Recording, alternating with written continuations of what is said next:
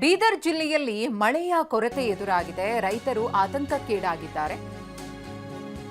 June 2ನೇ ವಾರ ಕಳೆದ್ರೂ ಮುಂಗಾರು ಮಳೆ ಬಂದಿಲ್ಲ.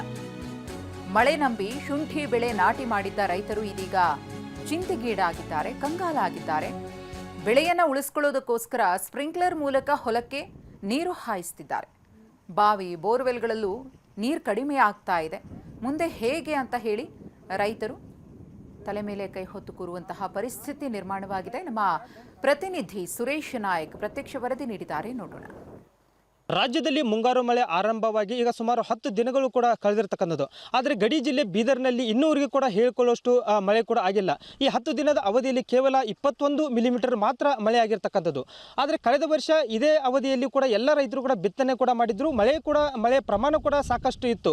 ಆದರೆ ಈ ವರ್ಷ ಮಳೆ ಅಭಾವ ಕೂಡ ಇಲ್ಲಿ ಸೃಷ್ಟಿಯಾಗಿರ್ತಕ್ಕಂಥದ್ದು. ಆದರೆ ಕೆಲವು ರೈತರು ಹೊಲದಲ್ಲಿ ಈಗಾಗಲೇ ಬಿತ್ತನೆ ಮಾಡಿರ್ತಕ್ಕಂಥದ್ದು.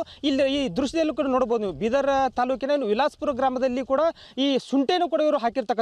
ಮಳೆ ಬರದೇ ಇರೋ ಹಿನ್ನೆಲೆಯಲ್ಲಿ ಈಗ ನೀರನ್ನು ಕೂಡ ಬೆಳೆಗೆ ಬಿಡ್ತಾ ಇರ್ತಕ್ಕಂಥದ್ದು. ಶುಂಠಿ ಬೆಳೆ ಭೂಮಿಯಲ್ಲಿ ಕೊಳೆಯುತ್ತೆ ಅನ್ನೋ ಒಂದು ಉದ್ದೇಶದಿಂದ ಈಗಾಗಲೇ ಅವರು ಸ್ಪ್ರಿಂಕ್ಲರ್ ಮೂಲಕ ನೀರನ್ನು ಕೂಡ ಈಗ ಬಿಡ್ತಾ ಇರ್ತಕ್ಕಂಥದ್ದು. ಯಾಕೆಂದ್ರೆ ಈ ವರ್ಷ ಸಾಕಷ್ಟು ಪ್ರಮಾಣದಲ್ಲಿ ಬಿಸಿಲಿತ್ತು. ಹೀಗಾಗಿ ಬಾವಿ ಬೋರ್ವೆಲ್ಲೂ ಕೂಡ ನೀರಿನ ಪ್ರಮಾಣ ಕಡಿಮೆ ಇದೆ.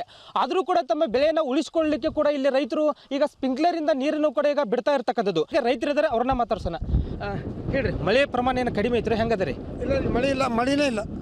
ಮಳೆ ಇಲ್ಲ, 8 ದಿವಸ ಆಯ್ತು ಮಳಿನೇ ಇಲ್ಲ. ಮಳೆ ಬರೋಯಿತ್ತು, ಮಳೆ ಬಂದಿಲ್ಲ. ನಾವು ಶುಂಠಿ ಬಿತ್ತಿದ್ದೆವು, ಅದಕ್ಕೆ ಏನದ ನೀರು ಹಾಕ್ಲತ್ತಿದ್ದೆವು, ಶುಂಠಿ ಕೊಯ್ತು ಅಂಥೇಳಿ. ಈಗಂತ ಮಿರಗೆ ಬಂತು, ಮಿರಗೆ ಬಂದು 8 ದಿವಸ ಆಯಿತು, ಮಳೆನೇ ಇಲ್ಲ. ಇವತ್ತಿನ ಅಂತೂ ಮಳೆ ಎಷ್ಟೂ ಇಲ್ಲ. ಅದಕ್ಕಾಗಿ ನಾವು ಇದು ಶುಂಠಿ ಬೆಳೆ ಬಚ್ಚಿಸ್ಬೇಕಂತ ಸ್ಪ್ರಿಂಕ್ಲರ್ ಮೂಲಕ ನೀರು ಹಾಕ್ಲತ್ತಿದ್ದೆವು. ಅಂದ್ರೆ ಈ ಹೋದ ವರ್ಷ ಮಳೆ ಆಗೈತ್ರಿ ಜೂನ್ದಾಗ? ಹೋದ ವರ್ಷ ಮಳೆ ಆಗಿತ್ತು. 14 ತಾರೀಕು ತನಕ ನಮ್ಮಲ್ಲಿ ಬಿತ್ತನೆಗೆ ಪೂರ್ಣ ಆಗಿದ್ದು. ಇವತ್ತಿನ ತಾರೀಕು ತನಕ ಬಿತ್ತನೆಗೆ ಪೂರ್ಣ ಆಗಿದ್ದು. ಈ ವರ್ಷ ಮಳೆ ಅಂತೂ ಇನ್ನೂ ಬಿದ್ದಿಲ್ಲ.